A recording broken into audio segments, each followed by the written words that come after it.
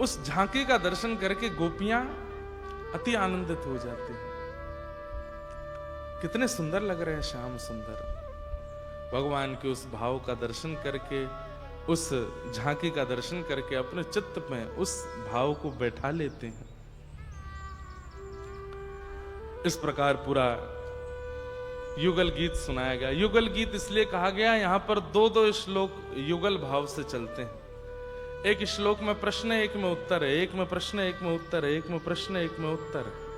इस प्रकार इस पर भी आज तक कभी बृहद व्याख्या एक बार की है। कोरोना काल में सप्त गीतों पर कथा की थी, एक बार मैं कर चुका हूं इस पर भी, पर इस पर भी विस्तार से कथा अभी बहुत समय से नहीं कही है। पहले वेणु गीत कहेंगे, फिर युगल गीत कहेंगे। आगे भगवान के द्वारा कंस वध का पूरा प्रसंग सुनाया गया।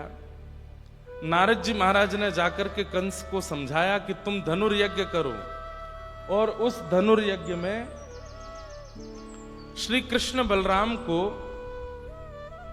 आमंत्रित करो। किस भाव से आमंत्रित करो? पुरस्कृत करने के भाव से आमंत्रित करो। मेले में घूमने के लिए आएंगे, तभी अपने सैनिकों को आज्ञा देकर के उनको मरवा देना। कंस ने नारद जी महाराज की इस बात को माना और श्री अक्रूर जी महाराज को वृंदावन भेजा है। अक्रूर जी महाराज से कहा, जाकर के कृष्ण बलराम को लेकर के आओ। ठाकुर जी गौचारण करके लौट रहे थे। यहां पर एक अक्रूर घाट है, वहीं से श्री अक्रूर जी महाराज जब पहुंचे तो ठाकुर जी निकले ही हैं। अक्रूर जी के मन में स्वयं ये भावना प्रकट हो रही है कि मेरा नाम अक्रूर क्यों रखा है, मैं तो महाक्रूर हूं। क्यों? इन ब्रजवासियों से कृष्ण को दूर करने के लिए आया हूं। अक्रूर जी महाराज का आगमन हुआ। जैसे ही देखा कि वृंदावन की रज में खूब सारी गायों के खुर के चिन्ह बने हैं, और उन गायों के खुर चिन्ह के मध्य में ठाकुर जी के मधुर चरणों के चिन्ह भी आच्छादित हैं।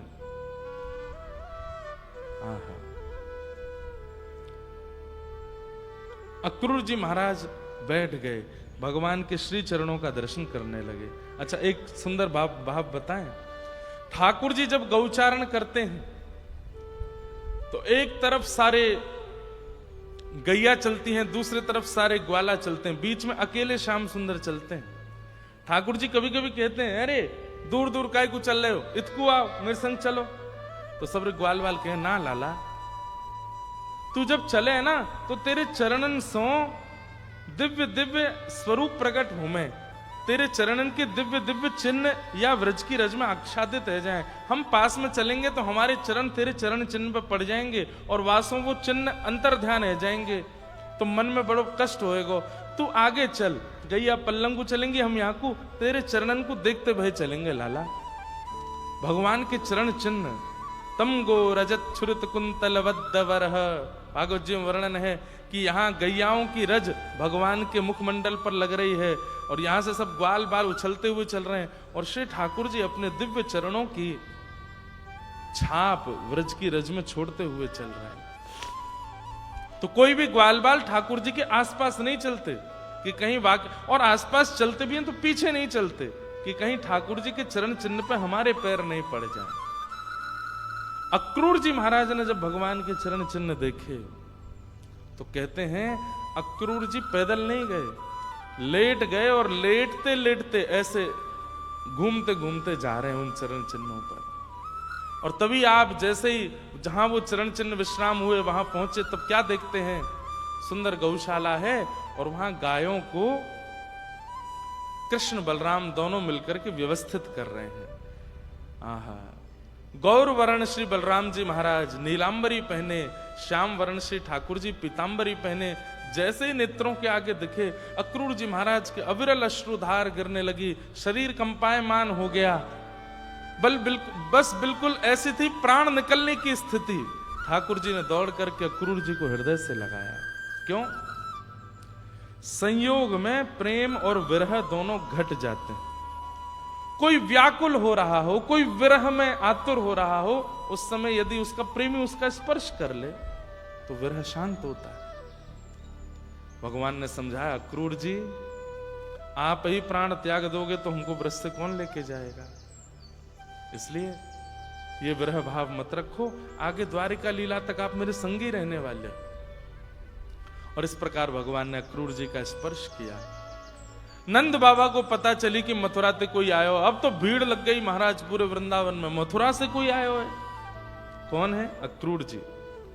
कारण पूछा क्यों आए हैं? कारण बताया, कृष्ण बलराम को ले जाने आए हैं, वहां पर धनुर्यज्ञ हो रहा है और उस धनुर्यज्ञ में कंस इनको पुरस्कृत करना चाहते हैं। ब्रजवासी बोले काय बात को पुरस्कार देना चाहे? बोले हमने सुनी कि एक बार बहुत बारिश हुई थी तो आपके बालकों ने व्रज रक्षा में गिरिराज जी उठाए। हमने सुना था कि एक बार यमुना जी दूषित हो गई, उसमें कालिया नाग आ गए तो आपके बालकों ने उनको भगा दिया, बड़े बड़े राक्षस इन्होंने मारे। एक ब्रजवासी बोलो हमने तो यूं सुनी कि सबरे राक्षस कंस ने ही भेजे। अक्रूर जी बोले कंस यदि राक्षस भेजते तो पुरस्कार देने के लिए बुलाते? ऐसी भावना चित्त में मत रखो। ये सब अपनी अपनी इमेज सुधारने के लिए कंस कर रहा है। ब्रजवासियों ने स्पष्ट कर दिया हम ना भेजेंगे लाला को और हमें कोई पुरस्कार नहीं चाहिए। हमारो लाला सदा व्रज में रहेगो, हम सबके बीच में रहेगो, खावेगो पीवेगो आनंद करेगो, कोई ना जाएगो मथुरा। अक्रूर जी महाराज थोड़ा समझाने लगे, अरे महाराज कंस के हाथों पुरस्कार प्राप्त होगा, आपके बालकों का मान होगा, दसों दिशाओं में इनकी यश कीर्ति फैलेगी। ब्रजवासी बोले हमें ना फैलानी अपने लाला की कीर्ति, हम तक ही बहुत है। ठाकुर जी का मन भारी हो रहा है, ये ब्रजवासी कितना प्रेम करते हैं मुझसे, लेकिन जानो तो पड़ेगो, आगे की लीला तो करनी पड़ेगी। एक प्रसंग आता है कि नारद जी महाराज ठाकुर जी के पास आए और ठाकुर जी से आकर के बोले जय जय, अब बहुत खा लियो माखन, खूब रचा लियो रास, खूब चरा ली गैया, अब ये जिस काम के लिए आप पृथ्वी पर आए वो पूर्ण कीजिए, पुनः वापस वैकुंठ चलिए। ठाकुर जी बोले कहा करना है अभी? बोले कंस को मारना है, जरासंध का उद्धार करना है, रण छोड़ करके द्वारिका की स्थापना, 16,108 विवाह, महाभारत का युद्ध, गीता का ज्ञान, आदि आदि आदि सब बताए। तो कहते हैं ठाकुर जी भावुक होके नारद जी से बोले मैं तो भूल ही गयो, मैं तो इन ब्रजवासीन के प्रेम में भूल ही गयो कि मैं परमात्मा हूं, कि मुझको ये सब भी करना है। नारद एक कामना है सके? बोले कहा तू महादेव से जाके बात कर ले कि आगे परब्रह्म की पदवी को वो संभाल लेंगे। तू ब्रह्मा से जाके बात कर ले कि परमात्मा की गद्दी को ब्रह्मा संभाल ले, मैं त्याग पत्र दे रहा हूं, मुझ को नहीं अब परमात्मा के रूप में रहना, मैं या ब्रज में ही रहूंगा, इन ब्रजवासियों के बीच में ही रहूंगा, आगे की लीला जैसे होनी है तू सब संभाल ले। नारद जी आप तो सब कर सकते हो, मुंह को या ब्रज से आगे नहीं जानो है, इन ब्रजवासियों के प्रेम से मैं इतना आनंदित है गया हूं, अब मेरे यहां से कहीं जावे को मन नहीं है। नारद जी बोले पूरे विश्व को मोह विमुक्त करने वाला परमात्मा स्वयं मोह में आ गया, इन ब्रजवासियों का मोह आपको हो रहा है। अरे परमात्मा कोई पदवी नहीं है कि आप हटे तो कोई और बैठ गया। परमात्मा परमात्मा होता है, आपका कोई जन्म करता नहीं है, आपका कोई प्राकट्य करता नहीं है, आपसे पूरा विश्व चलता है। नाथ कैसी बात कर रहे हैं कि कोई और परमात्मा बन जाए? ठाकुर जी बोले कैसे जाऊं, ये मधुमंगल श्रीदामा तन सुखा मन सुखा ये मुझे इंद्र आदि देवताओं से भी ज्यादा प्रिय हैं। नारद मैं कैसे जाऊं इनसे दूर? नारद जी बोले मुझे कुछ नहीं पता नाथ, आप कुछ भी करिए, अब ब्रज से तो आपको बाहर जाना पड़ेगा। तो वही बात याद करके अब जब सब ब्रजवासी मना कर रहे हैं हमें पुरस्कार नहीं दिलवाना, हमें अपने लाला को यश कीर्ति नहीं दिलवानी, सो ठाकुर जी हृदय पर पत्थर रख के थोड़ा बनावटी मुंह बना करके बोलते हैं क्यों ना दिलवानो? तुम्हारे बालकन को यदि पुरस्कार मिलवे वारो होतो तो लपक के ले जाते मथुरा, लेकिन नंद जी के लाला को पुरस्कार नहीं मिलना चाहिए, नंद जी के लाला को कोई यश कीर्ति नहीं मिलनी चाहिए। अरे नंद को लाला तो सदा चोर बन के रहना चाहिए। तुम सब ब्रजवासी चाहो ही ना हो कि मुंह को यश मिले, कीर्ति मिले, सम्मान मिले। ये बात सुनकर के ब्रजवासी स्तब्ध हो गए। ना है लाला, हमारी ऐसी भावना ना है, हम वाह भाव से नहीं कह रहे हैं। लाला तू जाने ना है कंस कितनो क्रूर है। ठाकुर जी बोले अरे कितनो भी क्रूर हो, पुरस्कार देवी के काजे बुला रहे हो। लपक के 2 मिनट में सबन ने मनाए कर दी कि ना भेजेंगे हम अपने लाला को, हमें ना दिलवानो यश कीर्ति वैभव। क्यों? या 4 दीवारी में ही मुंह को भीतर रखोगे, यहीं बूढ़ो कर लोगे। अरे सबके बालक घूमे जामे, सबके बालक आगे जामे, हम क्यों ना जा सके? हम भी जाएंगे। ये बात मन से नहीं बोल रहे हैं ठाकुर जी, लेकिन कुछ तो क्रिया बनेगी वृक्ष से निकलने की। नंद यशोदा सब ब्रजवासी चुपचाप ठाड़े ठाकुर जी को देख रहे हैं। दाऊ दादा भी लाला के स्वर में मिला रहे हैं, हाँ हमको जानो है।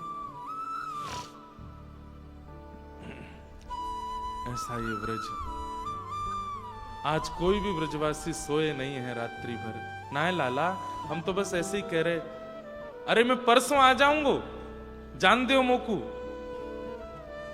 सब ब्रजवासियों को लगा कि हमारा प्रेम कन्हैया को ऐसा लग रहा है कि हम चाहते नहीं है कि उसको कुछ श्रेष्ठ प्राप्त हो, इसलिए मौन रहो भैया, कुछ मत बोलो। लेकिन मौन भी नहीं रह पा रहे हैं,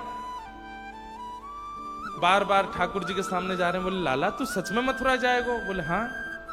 अरे 6 किलोमीटर दूर है मथुरा यहां से, मैं जाऊंगा, पुरस्कार लूंगा, परसों आ जाऊंगा, इतनी कहां बड़ी बात है गई? ब्रजवासी बोले लाला बड़ी बात तेरे काजे ना है, पर हम सब तो कमल हैं और हमारे काजे तू ही सूर्य है लाला। जब तक सूर्य ना आवे कमल कैसे खिलेगो? हम लोग तो को देखे बिना रह ना सकें। तो लाला एक काम करें। बोले कहा, हम सब ब्रजवासी चलेंगे तेरे संग, मथुरा में तो को पुरस्कार दिलाए कि हम सब तो को ले आएंगे अपने संग। हाँ भाई सबरे राजी हो? सब ब्रजवासी बोले हाँ ये बढ़िया है, सब अपनी बैलगाड़ी में सब सामान रखो, सारे ब्रजवासी चलेंगे लाला के संग। ठाकुर जी फिर घबराए, बोले ये सब गए तो फिर काम नहीं बनेगा, ये मुझे ले ही आएंगे वापस। और ठाकुर जी चाहते भी आना वापस, लेकिन मैं एक बात कथा में कहा करता हूं, सबकी परिस्थिति सबने सुनी है, पर कभी विचार करके देखा करो कि ठाकुर जी की परिस्थिति कैसी है, ठाकुर जी की परिस्थिति कैसी है। तुरंत ठाकुर जी खड़े हो गए, नहीं अब मैं बड़ो है गऊ, दाऊ दादा बड़े है गए, कोई नहीं जाएगो, हम अकेले जामेंगे। ब्रजवासी बोले यहां में कौन सी बड़ी बात है लाला? अरे मथुरा बड़ो शहर है, वहां सब लोग घरन में रह में, कोई गोबर वोबर के घरन में ना रहे। मतलब ऐसी बात करनी कि जिससे ब्रजवासियों को थोड़ा बुरा लगे और वो मुझे अकेला जाने दें, जानबूझ के कर रहे हैं। बड़ो शहर है मथुरा, हम सब लोग ग्वारिया हैं, गोबर के चिने भय घरन में रह में, वहां जामेंगे, जाए करके गामन की सी स्थिति प्रकट करेंगे, मथुरा के लोग हंसेंगे हम पर। लाला आज हम तो को गांव बारे लग रहे हैं, हम सबन के घर तो को गोबर के चिने भय लग रहे हैं, और हम सब तो को सीधे सीधे बोलना कि हम सब बेसहूरे हैं। ठाकुर जी बोले मैंने यो ना कही कि तुम सबरे बेसहूरे हो, लेकिन मथुरा के लोग उपहास करेंगे, हंसी करेंगे, और हंसी करेंगे तो फिर सबरे रोगे। या हमारे एक बार मैं और दाऊ दादा अकेले जाएंगे, अगली बार कभी होगा तो सब संग में चलेंगे, कोई नहीं जाएगा, और यदि सब जावे की जिद करेंगे तो मैं नहीं जाऊंगा। ब्रजवासी सब कह रहे हैं पता ना कहा बात है कि ऐसा कहा है कि लाला को जावे की जिद है, अकेले ही जावे की जिद है, हमारे संग नहीं जाएगा। और ये सब बातें कह करके ठाकुर जी एकांत में जाकर रो लेते हैं। यशोदा मैया मौन हो गई। लाला के वस्त्र, लाला की पाग, लाला के आभूषण, लाला के सब सामग्री एक थैला में धर रही है, एक मटकी में सुंदर मक्खन धर रही है, और दाऊ दादा को बता रही है, सुबह स्नान के बाद ये पोशाक पहनाई दियो, ऐसे सिर पे पाग धारण करा दियो, ज्यादा सुंदर मत बनाइयो, मथुरा की गोपीजन कैसे देखेंगे आपको।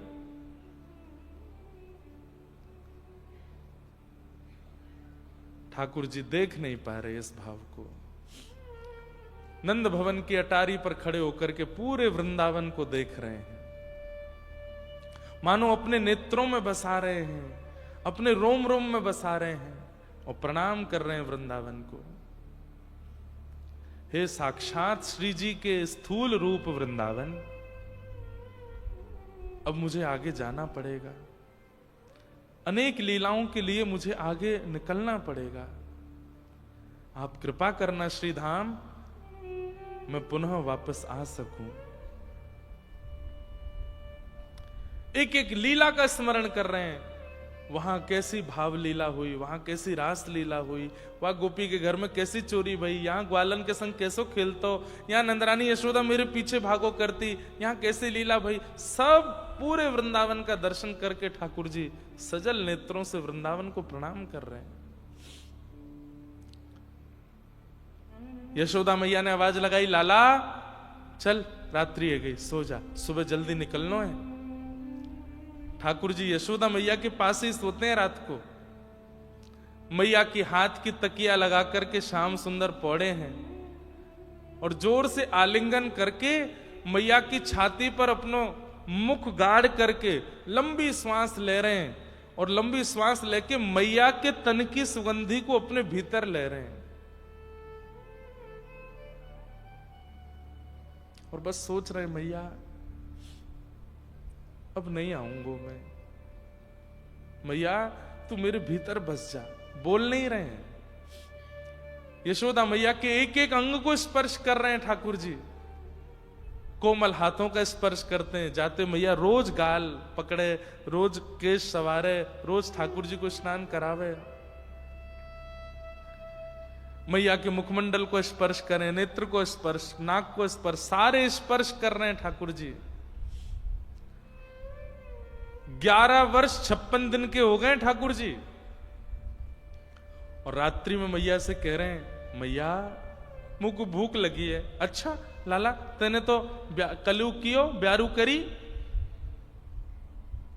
मैया फिर भूख लग रही है। मैया बोली रुक जा कछु लाऊं। नहीं मैया कछु ना, तू पढ़ जा, मुझको दूध पिलाए दे अपनो। मैया बोली है इतना बड़ा है को अब दूध पीवे को।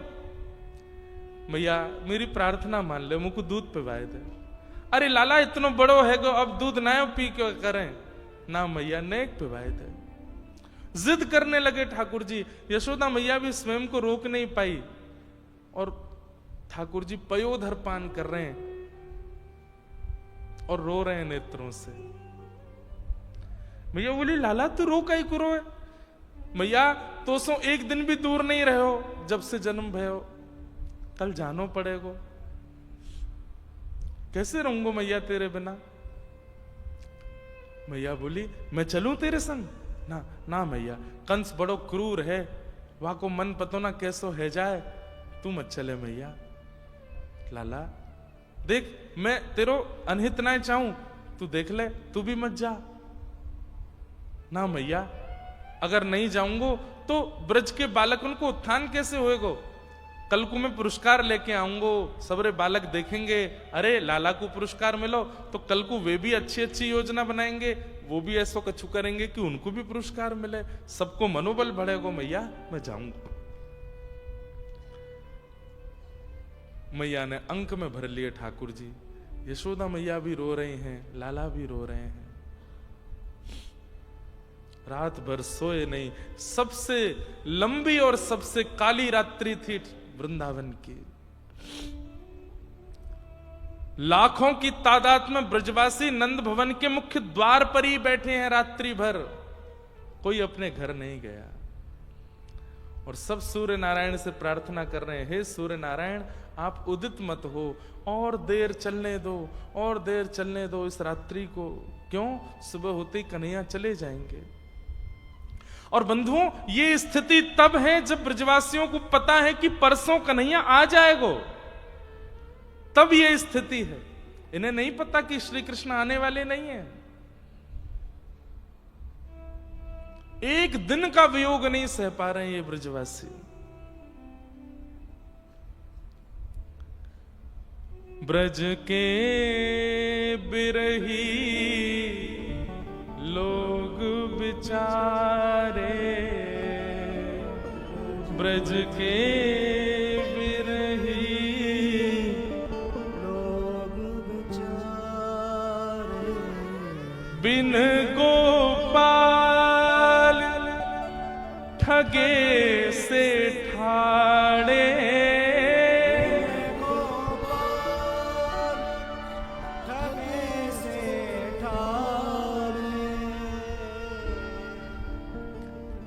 ठगे से ठाड़े।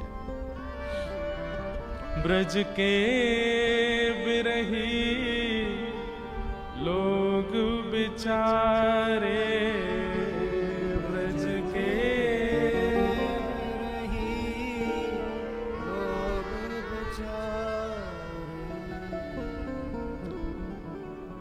प्रातः काल का समय हुआ, यशोदा मैया की नींद लग गई और जब आंख खुली तो क्या देखती है? लाला अपने आप नहा लियो।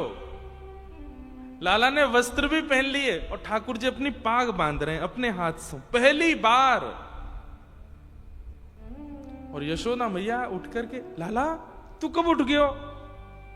मैया बस अभी उठो। तू नहा लियो? तू मोए ना उठा सको? अपने आप वस्त्र पहन लिए, अपने आप पाग बांध रहे हो अपनी, मुंह सुना कही एक बार। मनी मन ठाकुर जी सोच रहे हैं मैया मुंह को आज स्नान कराएगी, वस्त्र पहनाती तो मैं जा ही नहीं पाता।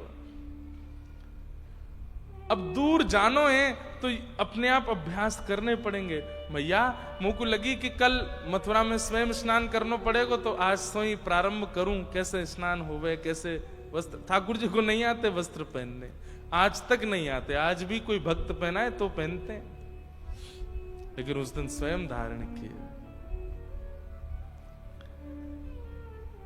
माखन की लौनी और सुंदर रोटी के साथ मैया ने बाल भोग करायो है, लड्डू पवायो, दूध पिवायो, लाला को तिलक कियो है। मेरो लाला खूब प्रेम से जाइयो, विजयी है कि लौटियो, पुरस्कार लेके आइयो। दाऊ दादा और ठाकुर जी दोनों ने प्रणाम किया। आंखें लाल पड़ी हैं ठाकुर जी की, पर अश्रु को आने नहीं दे रहे हैं। बंधुओं, अश्रु आपके वश में नहीं होता। श्वास और अश्रु, ये दो गतिविधि हम लोगों की ऐसी है जिसको हम चाह करके रोक नहीं सकते। श्वास कितनी भी रोक लो, बहुत देर बाद लेनी ही पड़ेगी, उसके बिना चलेगा नहीं। ऐसे अश्रु है, अश्रु भावनात्मक प्रकट होता है, उसको आप कितना भी चाहो कि ना निकले ना निकले, मैं पी जाऊं, नहीं पी सकता कोई। लेकिन अगर कोई पी रहा है, समझो वो कितना विरह में है। ठाकुर जी अश्रु नहीं प्रकट होने दे रहे हैं। आंखें लाल पड़ी हैं, नीचे नजर करके चल रहे हैं, किसी को देख नहीं रहे, क्योंकि किसी का रूप देख लूंगा तो कहीं मैं टूट ना जाऊं। नंद भवन से बाहर निकले लाखों ब्रजवासी और बिल्कुल शांति, ऐसा लगी ही नहीं रहा कि सामने कोई खड़ा है। क्यों? सब अपलक नेत्रों से कृष्ण को देख रहे हैं। और धीमे से आवाज आती है, लाला मत जाना, लाला तू मत जावे, लाला तू जैसे कहेगो हम वैसे रहेंगे, लाला तू मत जावे। अरे हम ब्रजवासी के प्रेम से बड़ो पुरस्कार है लाला। ठाकुर जी सुनते सुनते धीमे धीमे निकलते जा रहे हैं, किसी का प्रत्युत्तर नहीं दे रहे। ब्रज की इस अवस्था को देख करके, इस स्थिति को देख करके अक्रूर जी महाराज ने मन में विचार किया, ये क्या हो रहा है? इन ब्रजवासियों की स्थिति देख करके लगता नहीं है कि ये कृष्ण को केवल बालक मानते हैं। अरे इनके प्राण बसते हैं श्री कृष्ण में, और मैं ऐसे कृष्ण को लेके जा रहा हूं और मुझे पता है कि कृष्ण वापस आने वाले नहीं है। क्यों? क्योंकि जब अक्रूर जी वृंदावन आ रहे थे तो देवकी मैया मिली हैं अक्रूर जी से, और अक्रूर जी से कहती हैं मेरे लाला को लेने जा रहे हो? बोले हाँ। याद रहे 11 वर्ष 56 दिन वियोग सहा है मैंने, अब नहीं जाने दूंगी लाला को, तो व्यवस्थित करके आना ब्रजमंडल को। और सुनो, यशोदा को बता के आना कि कृष्ण मेरा पुत्र है। इसलिए नहीं कि मुझ में कोई प्रतिस्पर्धा है या मेरे अंदर कोई ईर्ष्या भाव है, केवल इसलिए कि वो मां है, प्रतीक्षा करेगी अपने पुत्र की, और प्रतीक्षा में कहीं पागल ना हो जाए, इसलिए उसको वास्तविकता बता के आना कि कृष्ण देवकी नंदन है। अक्रूर जी महाराज ने स्थिति देखी, तुरंत नंद भवन के भीतर यशोदा मैया द्वार पर खड़ी थी, मैया से बोले मैया 2 मिनट भीतर आओ, मुझे आपसे चर्चा करनी है। भीतर ले जाकर के चरणों में बैठ करके अक्रूर जी महाराज कहते हैं, मैया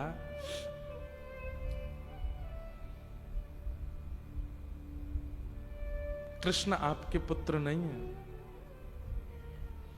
वसुदेव और देवकी के पुत्र हैं कृष्ण। 11 वर्ष 56 दिन पहले आपने खबर सुनी होगी कि कंस के कारागृह में अष्टभुजी देवी प्रकट हुई थी। वो अष्टभुजी जो लाली थी वो आपकी कन्या थी। वसुदेव जी महाराज ने लाला की रक्षा के लिए रात्रि में वहां से लाकर के गोकुल में आपके बगल में पड़ा दिया और आपकी लाली को ले जाकर के कंस को दिया, जो कि अष्टभुजी देवी के रूप में प्रकट हुई थी। कृष्ण देवकी नंदन है, कृष्ण वसुदेव नंदन है। तो मां मैं केवल इसलिए आया हूं, आप प्रतीक्षा मत करना। कृष्ण संभवतः वापस नहीं आएंगे, वो अपनी मां के पास रहेंगे। अब ये बात कोई मां सुन ले तो क्या स्थिति होगी उसके। यशोदा मैया तो बिल्कुल जैसे मानो रक्त ठंडा पड़ गया हो। अक्रूर जी कह करके तो चले गए, यशोदा मैया को थोड़ी देर तो होश ही नहीं आया, और थोड़ी देर बाद जब होश आया तो उठ करके चल रही हैं, पैर रखती कहीं है जाता कहीं है, लड़खड़ा रहे हैं, जैसे तैसे बाहर पहुंची। ठाकुर जी रथ में बैठे ही थे, गोपियां सामने लेट गई हैं, हमारे ऊपर से ले जाओ रथ को। ठाकुर जी चिल्ला चिल्ला के बोल रहे हैं, अरे मैं परसों आ जाऊंगा, इतना रोवे की कहा बात है, इतने विलंब, इतने परेशान है की कहा बात है, मैं आ जाऊंगा परसों।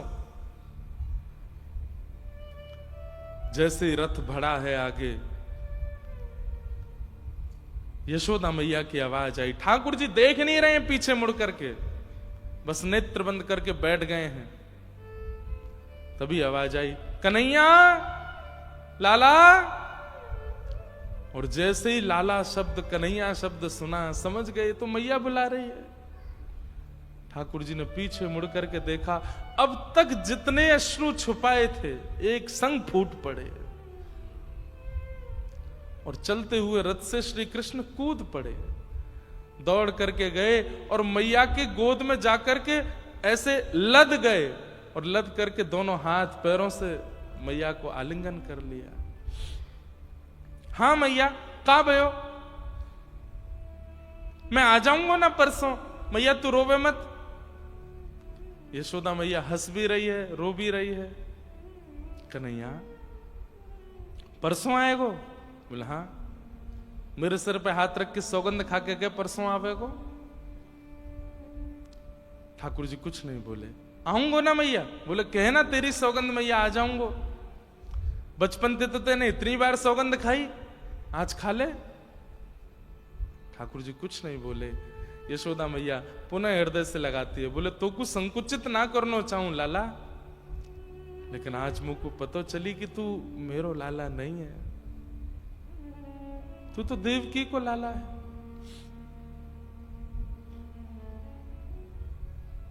कन्हैया तू जा मथुरा। अरे वह मैया ने जाने तो कुछ जन्म दियो, वो तेरी प्रतीक्षा कर रही होगी, लेकिन बस मेरी एक बात मान के चलो जा, एक वचन मुंह को दे के चलो जा। ज्यादा ना खबर मिले कि यशोदा मैया मरणासन अवस्था में है, और मैया कहूं कि धाई मां कहूं, ठाकुर जी मां को पकड़ ले, मां ऐसे मत बोलो। बोले लाला तू मेरो पुत्र नहीं है, अब तो यही शब्द कहना पड़ेगा। नहीं मां, मैं आपको ही लाला हूं, मैं पूरे विश्व की सौगंध खा के कह रहा हूं, मैं आपको ही लाला हूं मां, ऐसा मत के।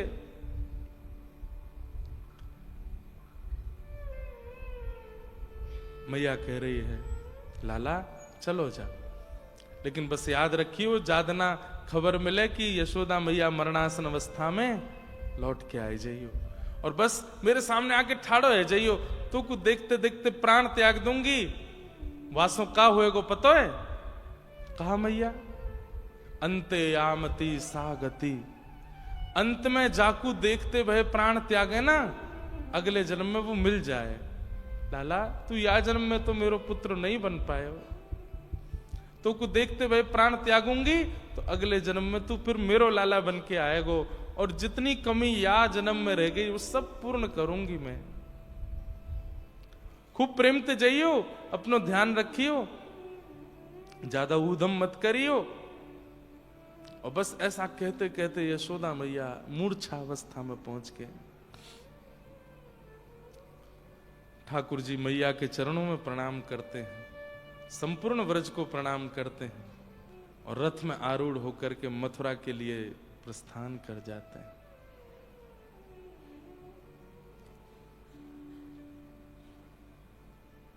सब ब्रजवासी खड़े खड़े निहार रहे हैं और ठाकुर जी निकल गए। बंधुओं, अब हमारे व्रज साहित्य के अनुसार जैसे ही वृंदावन की सीमा पर पहुंचे हैं तो अक्रूर जी महाराज के मन में आया कि मैं यमुना स्नान कर लूं, और अक्रूर जी श्री यमुना स्नान करने के लिए गए हैं। तो ऐसा वर्णन करते हैं कि ठाकुर जी ने वहां 2 रूप प्रकट कर लिए, और अपने स्वभाव जन्य रूप को तो ठाकुर जी ने व्रजमंडल में बिछा दिया। मतलब कण कण में ठाकुर जी आ गए, कण कण में, वृक्षों में, वल्लरियों में, छोटे छोटे पौधे पत्ते सब के अंदर ठाकुर जी विद्यमान हो गए। ठाकुर जी का स्वभाव जन्य रूप पूरे व्रजमंडल में आच्छादित हो गया, और ठाकुर जी का प्रभाव जन्य रूप आगे की यात्रा पर गया है। और इसका प्रमाण कि जब अक्रूर जी ने स्नान किया तो यमुना जी में ठाकुर जी ने उनको चतुर्भुज रूप में दर्शन भी कराया। प्रभाव जो है ठाकुर जी का, जहां वे सुदर्शन धारण करते हैं, जहां वे हाथ में गदा धारण करते हैं, जहां वे परब्रह्म रूप में रहते हैं, वो प्रभाव अब द्वारिका और मथुरा लीला में आगे गया है। पर ठाकुर जी का जो स्वभाव है, जहां वे प्रेमी बनकर के अपने भगवत तत्व को छुपाते हैं, केवल वेणु धारण करते हैं, प्रेम में वशीभूत होकर के ग्वाल बाल गोपियों के संग आनंद करते हैं, वो रूप ठाकुर जी का वापस वृंदावन में चला गया। और प्रकट रूप में नहीं, अप्रकट रूप में वृक्ष, वल्लरी, रज, कण, यमुना जी सब में विराजमान हो गया।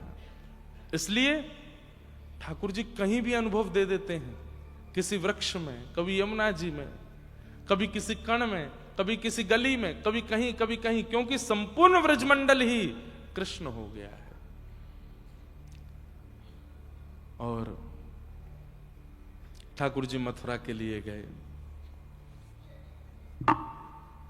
मथुरा पहुंचे श्याम सुंदर।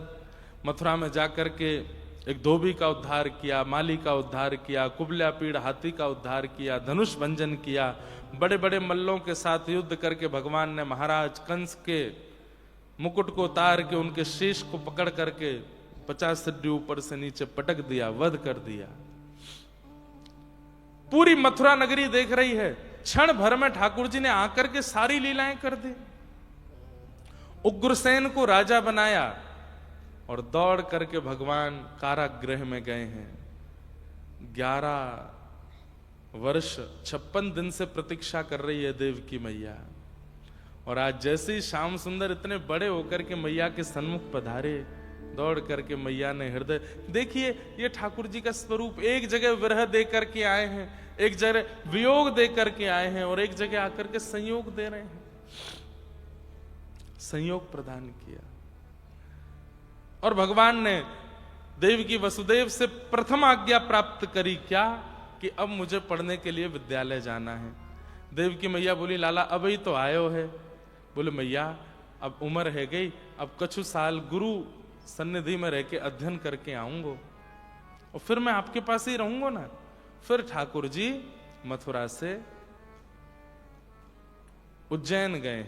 सांदीपनी उपाध्याय जी के यहां भगवान ने अध्ययन किया, और वहां स्वाध्याय करके ठाकुर जी कुछ वर्ष बाद लौटे। वहीं ठाकुर जी को सुदामा नाम के मित्र मिले हैं। एक दिन ठाकुर जी का भाव रुदन हुआ। उद्धव जी महाराज ने कहा, जय जय क्यों रुदन कर रहे हैं? बोले व्रज की याद आती है। भगवान ने उद्धव से कहा कि तुम वृंदावन जा और वृंदावन जाकर के ब्रजवासियों की खबर लेकर के मुझे बताओ और मेरी खबर उनको दे के आओ।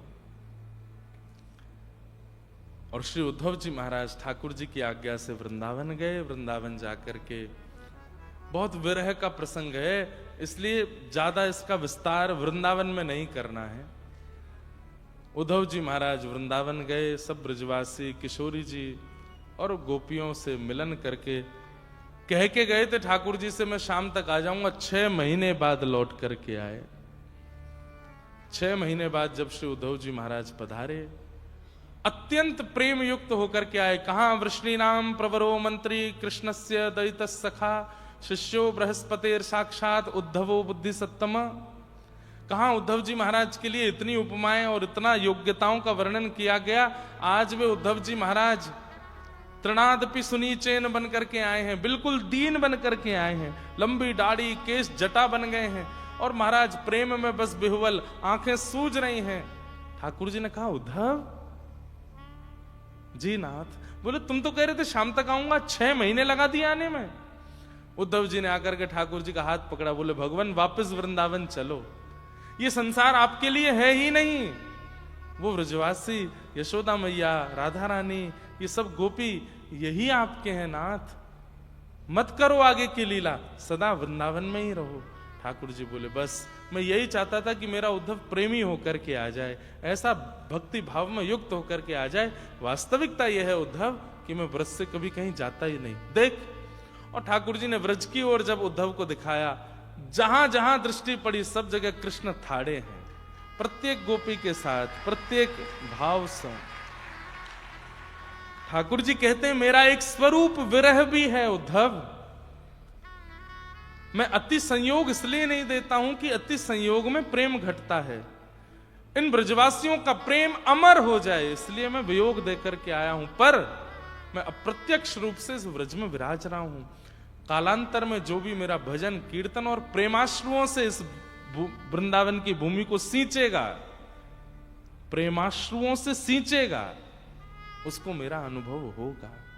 मैं सदा इस वृंदावन में रहूंगा। वृंदावनम परित्यज्य पादमेकम न गच्छति। एक पैर भी ठाकुर जी बाहर वृंदावन से नहीं जाते हैं।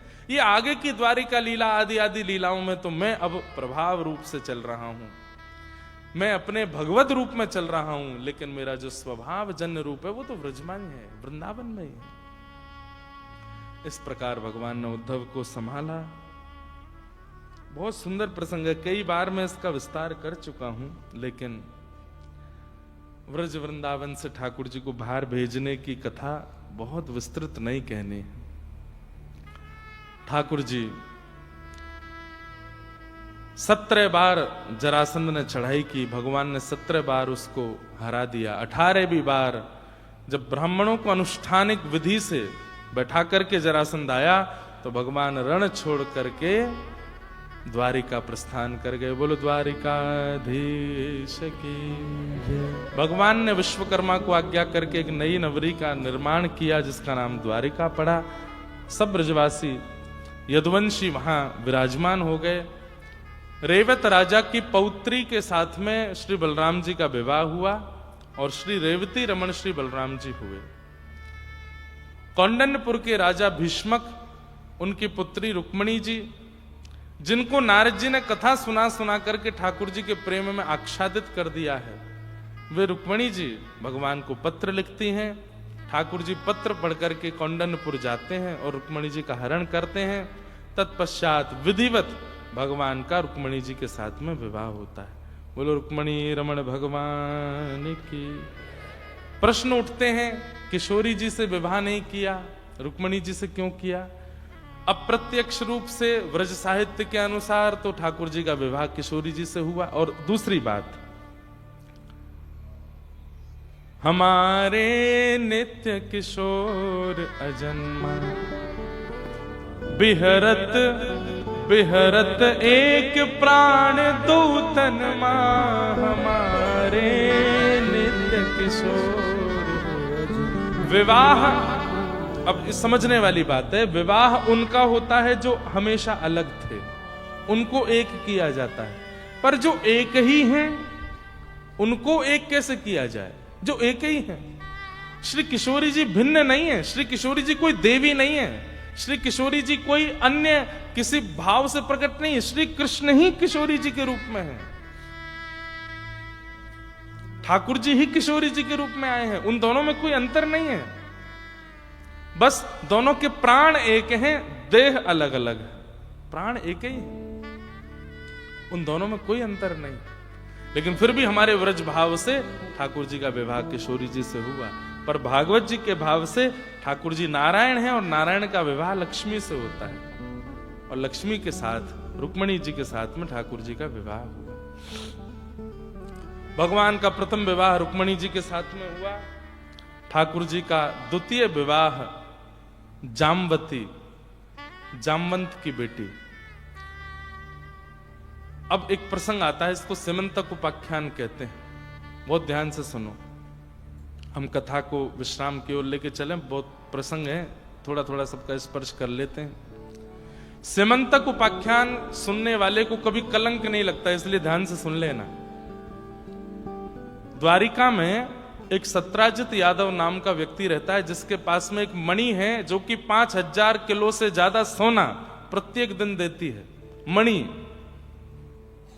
भगवान को जब ये बात पता चली तो ठाकुर जी ने बड़ी लॉजिकली सोचा कि एक व्यक्ति को इतने सोने की आवश्यकता तो होती नहीं है, ये मणि यदि द्वारिका के कार्यालय में आ जाए तो इस सोने से पूरी द्वारिका का उद्धार हो सकता है। तो भगवान ने यही प्रस्ताव सत्राजित के आगे रखा कि ये मणि हमको दे दो, तुमको जितना चाहिए रोज का हमको बता दो, हम तुमको दे दिया करेंगे। और नियम था कि 5-6 घंटे उस मणि की पूजा करनी पड़ती है, तब वो इतने 1000 किलो सोना देती है।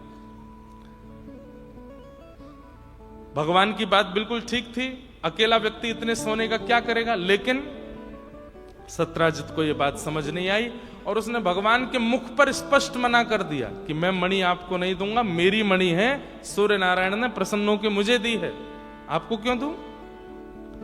ठाकुर जी बोले, निवेदन आग्रह एक ही बार करना चाहिए, पीछे नहीं पड़ना चाहिए किसी के, छोड़ो। भगवान एक बार निवेदन करके गए। अगले ही दिन सत्राजित का छोटा भाई था प्रसेन, उसने भैया से कहा मुझे मणि देना, मैं गले में पहन के थोड़ा नगर में घूम के सबको दिखाऊं। तो पूरी द्वारिका में चर्चा होता है सीमंतक मणि, सीमंतक, सबको दिखा के आता हूं, देखो हमारी मणि कैसी। हाँ क्यों नहीं, इधर आओ भाई, अपने छोटे भाई को मणि पहना दी, जाओ घूम के आओ, सबको दिखा के आओ। पूरी नगरी में घोड़े पर बैठ करके घूम रहा था, सब देख रहे थे, ओहो यही है सीमंतक मणि, इतने 1000 किलो सोना देती, आदि आदि सब। नगर में भ्रमण करता करता जब वन में गया तो वन में एक शेर ने उस मणि को देख करके आक्रमण किया और प्रसेन को मार करके मणि अपने पास रख ली।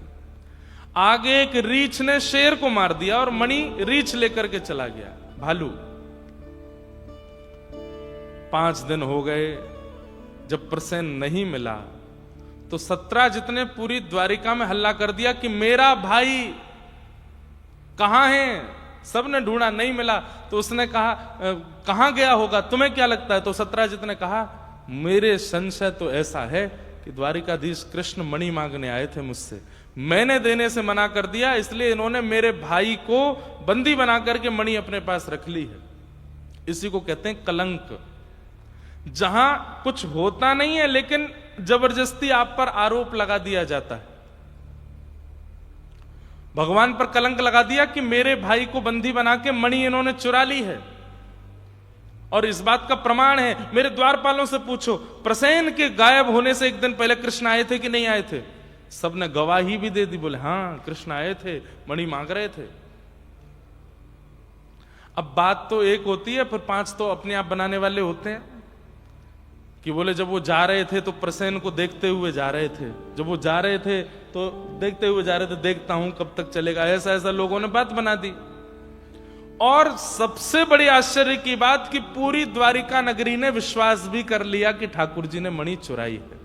और क्या कह के, चोरी का स्वभाव तो बचपन से ही है इनका। पहले मक्खन चुराते थे, अब यही होता है, छोटी चीज चुराओ, 1 रुपया चुराते हैं, फिर 10 रुपया चुराओ, फिर 100, फिर 500, ऐसे करते करते करोड़ों तक पहुंच जाते हैं। पहले मक्खन चुराते थे, अब मणि चुराने लगे। कौन सी बड़ी बात है, चोर तो ये बचपन से ही है। पूरी द्वारिका ने विश्वास कर लिया कि भगवान ने मणि चुराई है। उद्धव दौड़े दौड़े गए और भगवान के पास जाके बोले, नाथ, पूरी द्वारिका में अपयश हो रहा है, सब आप पर संशय कर रहे हैं, सबको शक हो रहा है कि आपने मणि चुराई है, आपने ये गलत काम किया है, और लोग बाग तो ये ताने और दे रहे हैं कि आप तो बचपन में चोरी कर ही चुके हो, अब भी कर सकते हो। ठाकुर जी हंसने लगे, उद्धव, ये संसार है, यहां पर अपने भी संशय कर लेते हैं, अपनों को भी संशय होता है, शक होता है। और मैं ये बात बताना चाहता हूं पूरे विश्व को कि मैं परमात्मा होकर के इस कलंक से और शक के दायरे से नहीं बच पाया, तो तुम तो मानव हो। इसलिए हर किसी व्यक्ति के जीवन में एक पड़ाव ऐसा आएगा कि पूरे विश्व को उस पर संशय हो सकता है। विश्व ना भी करे, परिवार को तो होगा। और आप कितनी भी सफाइयां देना, फिर भी आप दोषी ही माने जाओगे। तो अब करना क्या है, ठाकुर जी की लीला सुनो। उद्धव बोले, नाथ क्या करें? भगवान बोले, उद्धव कभी गहराई से सोच, द्वारिका नगरी बनाई मैंने बनवाई, इन यदुवंशियों को लेकर के मैं यहां आया, इनके बच्चों की पढ़ाई लिखाई खाना पीना सब मेरी वजह से चलता है, लेकिन मेरी एक चूक और इन सब के चित्त में शक हो रहा है। कितना भयावह है संसार। कितने भी अच्छे बन जाइए आप, पूरे परिवार को लेकर के बस में लेकर के तीर्थ यात्रा करा लाओ, सबको ले जाकर के सारी व्यवस्थाएं कर दो, अपने भाइयों के बच्चों के शादी में खर्चा कर दो, ये कर दो वो कर, जितना हो सके करने का प्रयास कर दो, और फिर एक गलती करके देख लो, वे सब आपके किए हुए उपकारों को भूल करके आपके ऊपर शक कर देंगे और प्रमाणित और कर देंगे। बोले, हाँ हमको तो लगता ही था ये कर सकते हैं, ऐसा इनका स्वभाव पहले से ही था। जब भगवान पर कलंक लगा दिया गया, ठाकुर जी बोले, सत्य व्यक्ति को मौन रहना चाहिए, उसको बोलना नहीं चाहिए, लेकिन हां अंदर ही अंदर प्रक्रिया करनी चाहिए, बिना ढिंडोरा पीटे, बिना हल्ला किए, वो जो उस पर कलंक लगाया गया है उसका निदान निकालना चाहिए। और जिस दिन उस पर पूर्ण प्रमाणित निदान आ जाए, सबको बता देना चाहिए, पहले हल्ला नहीं करना चाहिए। क्यों? कलंक लगते ही या आपके ऊपर संशय होते ही आप अगर हड़बड़ाने लगे, चिल्लाने लगे, तो समझ जाना चाहिए कि व्यक्ति की गलती है, इसीलिए मचल रहा है। गलती नहीं है तो मचलेगा ही नहीं, गलती नहीं है तो व्यथित होगा ही नहीं, गलती नहीं है तो बोलेगा ही नहीं। मैं नहीं बोलूंगा, लेकिन आप भीतर ही भीतर ढूंढूंगा सिमंतक मणि कहां है। और ठाकुर जी ने पूरे दिन तो सभा में बैठते थे, सारे सभा के लोग मुंह पे मीठे, पीछे से भगवान की निंदा करते थे। रात्रि में भगवान एक अंतरंग सेना लेकर के निकल पड़ते थे ढूंढने की मणि कहां है। ढूंढते ढूंढते भगवान वन में गए तो प्रसेन मरा हुआ मिल गया। भगवान बोले, देखो ये तो यहां मरा पड़ा है।